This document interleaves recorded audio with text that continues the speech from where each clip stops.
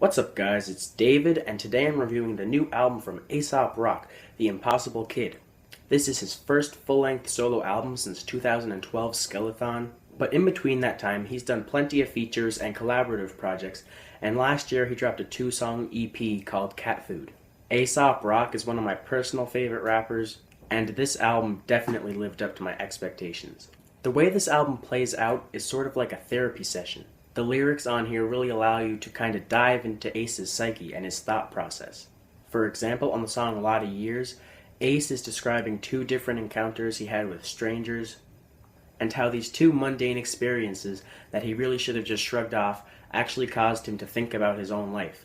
I thought that was a really clever idea, and I think there's a lot of clever stuff all over this album. Rings, the first single from this album, describes Ace's attempts to become a visual artist.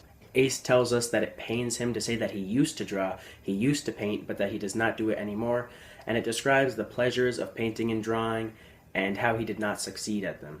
On the other single, Blood Sandwich, Aesop tells 2 stories, one about each of his brothers, his older and his younger brother. On the first verse, he tells the story of his younger brother Graham, who was at a baseball game when he noticed a gopher pop up, and the coach got mad that everyone was paying attention to the gopher, and he went over and killed it, and how this was a traumatizing event for everyone in attendance. And on the second verse, he talks about his older brother Chris, who wanted to go see a ministry concert, but his mom wouldn't let him because she thought they were some type of cult or that they worshiped Satan or something like that. On the song Rabies, Ace talks about his time living in a barn in the woods, where he actually wrote most of this album. And on the song Dorks, it seems to me that he is portraying himself as isolated in the rap game. He's not one of those mainstream rappers who just cares about like bling and fashion and making all sorts of money and women. So it's almost as if in a school you have like the popular kids and he'd be the one dork. We get even more personal content on the song Get Out of the Car. On this song, Aesop raps about what life has been like since his friend and fellow rapper Camuteo passed away,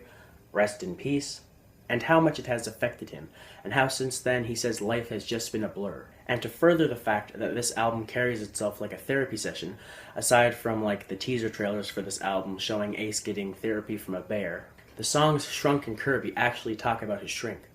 Kirby to a lesser extent, because that song is really about his cat, but at the end of the song he reveals that he got the cat because he had been taking medications and stuff and that wasn't working, so his shrink was like, you know what, try a kitten? The song Shrunk, though, is actually a story about his visit to a shrink. The first verse is him filling out the papers, and it's actually very creative when he's doing this, because he's saying things like my first name is a random set of numbers and letters and other alphanumerics, and my address is a made-up language written in living glyphs. And this first verse is basically saying that he's seeing the shrink because his head is all over the place, like filling out this information, he doesn't even really know what he's putting down. The second verse is pretty much just him in the waiting room, and then the third verse is his visit with the actual shrink. And clearly they don't get along too well. She says when he starts getting too expressive and symbolic, it's hard to actually give him a proper diagnosis. And he says when she starts getting all exact and algebraic, he's reminded that it's a racket and not a rehabilitation. But even though they don't get along, when she asks if he'll need another appointment, he says absolutely. So this album does have a lot of very interesting lyrical themes, which Aesop always brings to the table, but the instrumentals on here are on point as well. Aesop actually produced the whole album himself, just like his last album, Skeleton. You have the opening song, Mystery Fish, which is about the alley he grew up in San Francisco, that has some very nice layered production, that has lots of overlapping sounds and switch-ups throughout. I really liked the production on this one. Dorks has guitar plucks, and then halfway through each verse, there's these haunting strings that kick in and give the track a really eerie vibe. Rabies has daunting piano keys that fit really well with the subject of being isolated and alone in the woods. I really love the bass line that carries the song Lazy Eye and the playful flute in the background. I also love the line on this song when he says record on the Kessel Run allegedly, a reference to the famous Kessel Run that Han Solo completed in only 12 parsecs.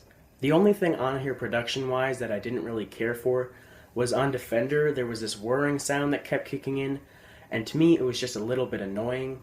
But this song still had great content about standing your ground and dealing with your problems.